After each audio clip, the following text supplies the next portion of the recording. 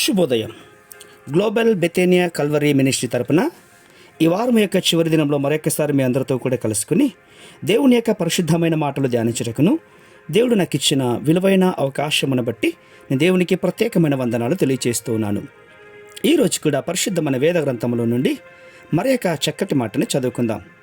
యోహాను సువార్త 6వ అధ్యాయము 63వ వచనము. నేను చదువుతున్నాను, దయచేసి గమనించమని ప్రభు పేరిట మనవి చేస్తూ ఉన్నాను. యోహాను సువార్త 6వ అధ్యాయము 63వ వచనము. ఆత్మయే జీవింపచేయుచు ఉన్నది, శరీరము కేవలము నిష్ప్రయోజనము. నేను మీతో చెప్పుచున్న మాటలు ఆత్మయు జీవమునై ఉన్నవి గాని. హల్లెలూయా. అవును ప్రియులారా, ఇది సత్యస్వరూపి అయినటువంటి యేసుక్రీస్తు వారు చెబుతున్నటువంటి నిత్య సత్యం. ఇది శరీరము కేవలము నిష్ప్రయోజనము. అయితే దీనికి పూర్తి విరుద్ధంగా అబద్ధమునకు జనకుడు అయినటువంటి సాతాను ఒక అబద్ధాన్ని విస్తృతంగా ప్రచారం చేస్తూ ఉన్నాడు. అది ఏంటి అంటే శరీరము చాలా ప్రాముఖ్యమైనటువంటిది అని. అవును, ఈ రోజుల్లో ప్రపంచవ్యాప్తంగా దుష్ట శక్తులు యవనస్తుల కోసం వలలన్నీ కూడా ఉంచి వారి ముందుంచుతున్నాయి. మానవ శరీరము చాలా ప్రాముఖ్యమైనటువంటిదిగా, ఆ శరీరపు యొక్క సుఖాలే జీవిత పరమావధిగా చిత్రించే ప్రయత్నాలు పెద్ద ఎత్తున జరుగుతూ ఉంది ప్రియులారా.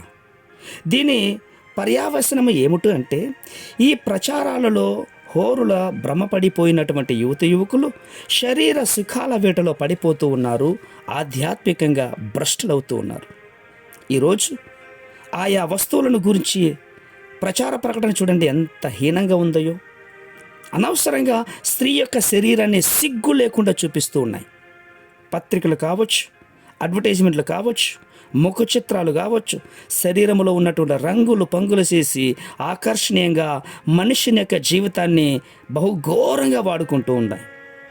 ఈరోజు మనం రోడ్డు మీద వెళ్తే చాలు, ఎటు చూసినా కూడా ఆ చిత్రాలు, ఆ విచిత్రమైనటువంటి వేషాలు ఎటు చూసినా కూడా పోస్టర్లు కావచ్చు, ప్రకటనలు కావచ్చు, అంగళ్ళ ముందు ఉన్నటువంటి యొక్క దుకాణాల్లో ఉన్నటువంటి ముఖ చిత్రాలు, అడ్వర్టైజ్మెంట్ యొక్క పేపర్లు ఎక్కడ చూసినా అక్కడ బహుదారుణం అండి. అవును, ఇవన్నీ కూడా యువకులపై అపవాది చేస్తున్నటువంటి విష ప్రచారం. మానవుని యొక్క మనసుల్లో ఇది నింపుతూ ఉంది ప్రియులారా. కన్నుల ద్వారా ప్రవేశించినటువంటి యొక్క అపవిత్రతమైన దృశ్యాలు యవ్వనస్తుల యొక్క మనసులో వ్యభిచారపు యొక్క తరంపులను రేపుతూ ఉన్నాయి. దీనికి తోడుగా ఇప్పుడు వస్తున్నటువంటి సాహిత్యం కూడా ఈ మానసిక వ్యభిచారాన్ని పోషించి ప్రోత్సహిస్తోంది. ప్రియ సహోదర సహోదరులారా, ఇప్పుడే విలువైన సమయం, బహు జాగ్రత్త. రేపు దేవుని మందిరంలోనికి వెళ్ళి ఈ నిష్ప్రయోజనమైనటువంటి శరీరం గురించి ఆశపడకుండా ఏది ఉన్నా ఏది లేకున్నా దేవా నీ యందు నిలకడగలిగిన జీవితాన్ని నాకు దయచేయండి.